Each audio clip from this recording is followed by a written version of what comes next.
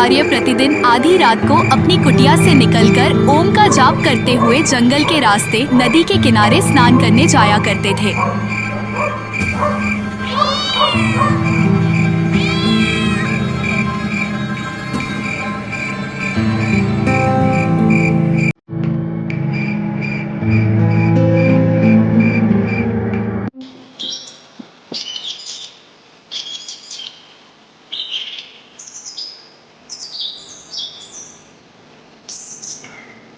गुरुजी अपनी कुटिया के बाहर जाप कर रहे थे, तभी उनके दो भक्त काना और बिमला रोते हुए उनके पास आए। काना दुखी स्वर में बोला, गुरुजी, आज हमारे ऊपर बहुत बड़ा नर्क हो गया है।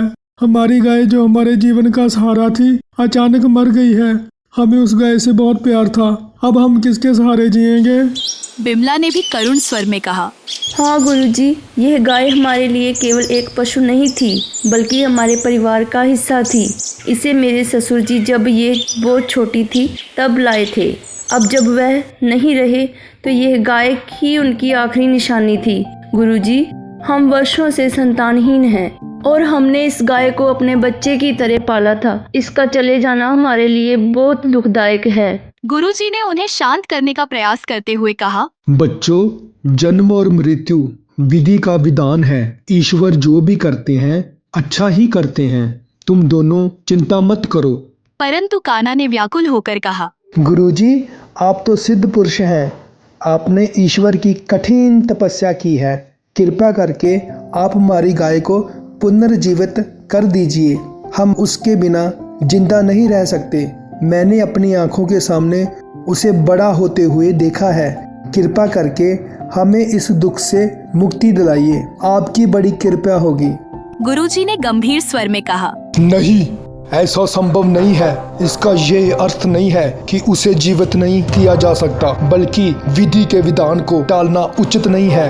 हो सकता है इस गाय का मरना ही तुम्हारे लिए लाभदायक हो। हमें भगवान की इच्छा के आगे समर्पण करना चाहिए। तुम दोनों मेरी बात समझ रहे हो ना? बिमला गिड़गिड़ा कर बोली, गुरुजी, हमने आज तक कभी कुछ नहीं मांगा। बस आज आपसे यह विनती है कि हमारी गाय जीवित कर दीजिए। गुरुजी कुछ देर मौन रहे, फिर अपने प्रिय शिष्य भरत को साथ लेकर काना और बिमला के घर गए। वहां पहुंचकर उन्होंने और भरत ने ओम का जाप आरंभ किया। काना और बिमला भी उनके साथ जाप करने लगे। कुछ समय बाद अचानक गाय ने हिलना शुरू किया और उठकर जोर से आवाज निकालने लगी। तभी सब ने अपनी आंखें खोली। काना और बिमला अत्यंत प्रसन्न हुए। तभी गुरुजी बोले, यह लो, तुम्हारी गाय फिर से जीवित हो गई है। परंतु याद रखना, यह केवल तुम्हारी जिद के कारण हुआ है। विधि के विधान के विरुद्ध जाना उचित नहीं है। ये बात मेरी हमेशा याद रखना। इतना कहकर गुरुजी और भरत वहां से चले गए।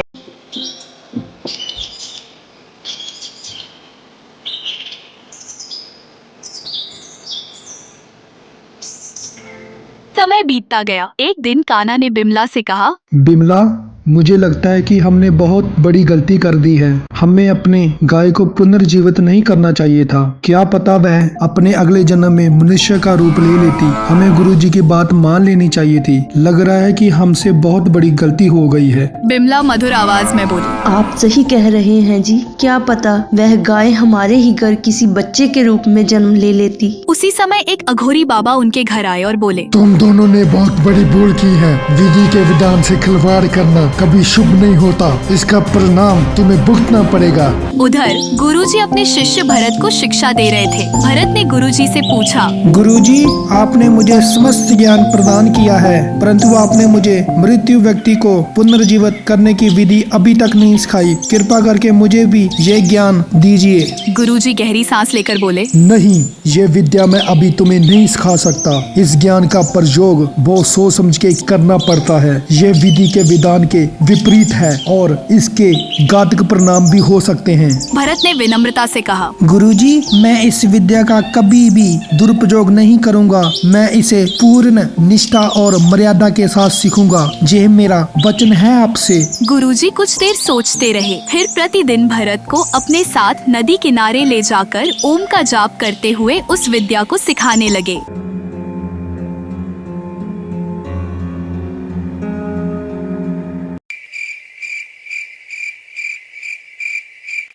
कुछ दिनों बाद भरत इस विद्या में पूर्णतः निपुण हो गया। एक दिन गुरुजी ने भरत से कहा, भरत, अब मेरा समय पूरा हो गया है। मैं आज अपना शरीर त्याग दूंगा, लेकिन याद रखना, मैं शीघ्र ही एक नए शरीर में जन्म लूंगा। मैंने जो विद्या तुम्हें सिखाई है उसका कभी भी गलत इस्तेमाल मत करना। इस विद्या का उपयोग कभी भी अज्ञानता में मत करना, अर्थात इस विद्या का उपयोग सोच समझ के करना। मेरी बात हमेशा याद रखना। उस रात गुरुजी ने समाधि लेकर अपने प्राण त्याग दिए। अगले दिन उनके शिष्यों ने उनका विधि पूर्वक अंतिम संस्कार करने के लिए जाप करने लगे। तभी काना और बिमला भी वहाँ पहुँचे। बिमला ने भरत से पूछा, गुरुजी को क्या हुआ? भरत ने उत्तर दिया, गुरुजी अपने बीच नहीं रहे, उन्होंने देह का त्याग कर दिया है। काना बोला, ये क्या कह रहे हो? अगर गुरुजी ने हमारी गाय को जीवित किया था तो आप भी उन्हें पुनर्जीवित कर सकते हो। इस विद्या का उपयोग करना चाहिए। भरत ने समझाने का प्रयास किया। नहीं, ऐसा नहीं हो सकता। गुरुजी ने कहा था कि इस विद्या का अनुचित प्रयोग मत करना। ये विधि के विधान के विरुद्ध है। मैं ऐसा नहीं कर सकता। परंतु काना और बिमला ने भरत को मना लिया। अंततः भरत ने गुरुजी को पुनः जीवित कर दिया। जब गुरुजी जिंदा हुए तो उन्होंने बहुत ही अजीब व्यवहार किया। गुरुजी ने क्रोधित होकर कहा, भरत, तुमने ये क्या कर दिया है? तुम्हें पता भी है कि मैं अपने अगले जन्म में काना और बिमला के घर जन्म लेने वाला था। तुम सब ने ये बहुत बड़ी गलती कर दी है। इसका इंजाम तुम्हें भुगतना पड़ेगा। बिमला रोते हुए बोली, गुरुजी, हमें पता नहीं था। हम आपके बिना नहीं रह सकते थे। गुरुजी ने कहा, मैंने पहले भी कहा था कि जन्म और मृत्यु भगवान के हाथ में होती है। हमें उसमें हस्तक्षेप नहीं करना चाहिए।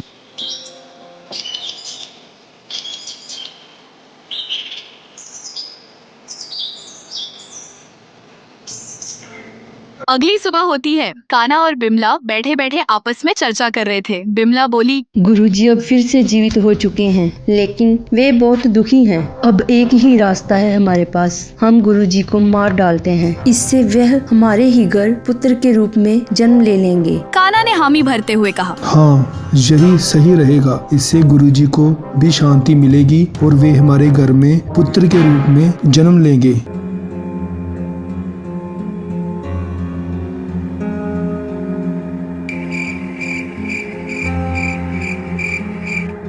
रात में वे गुरुजी की कुटिया गए और उन्हें विष मिला फल गुरुजी को दे दिया। गुरुजी ने फल ग्रहण कर लिया और मुस्कुराते हुए बोले, एक बात सुनो मेरी काना, तुम्हारी गाय शीघ्र ही मरने वाली है, परंतु इस बार उसे जीवित मत करना, क्योंकि वह तुम्हारे घर एक बच्चे के रूप में जन्म लेगी और मैं उसी समय वहाँ अपना जाप करूँगा, जिससे उसका जन्म सुरक्षित होगा। मेरी बात सुन रहे हो ना? यह कहकर गुरुजी ने प्राण त्याग दिए। गुरुजी की यह बात सुनकर बिमला बोली, हमसे बहुत बड़ी गलती हो गई है। हमें गुरुजी को जहर वाला फल नहीं देना चाहिए था। हमने तो अपने और गुरुजी के बारे में सोचा था। हमसे बहुत बड़ी गलती हो चुकी है। अब हम क्या करेंगे? कुछ वक्त बाद उनकी गाय भी मर गई, तो गुरुजी उसे पुनर्जन्म देने के लिए वहाँ नहीं थे। अंततः काना और बिमला जीवन भर संतान सुख से वंचित रह गए। अब उनको समझ में आ गया था कि विधि के विधान में हस्तक्षेप करने से अनर्थ हो सकता है। जो कुछ भी होता है वह ईश्वर की मर्जी से होता है और हमें उसे स्वीकार करना चाहिए।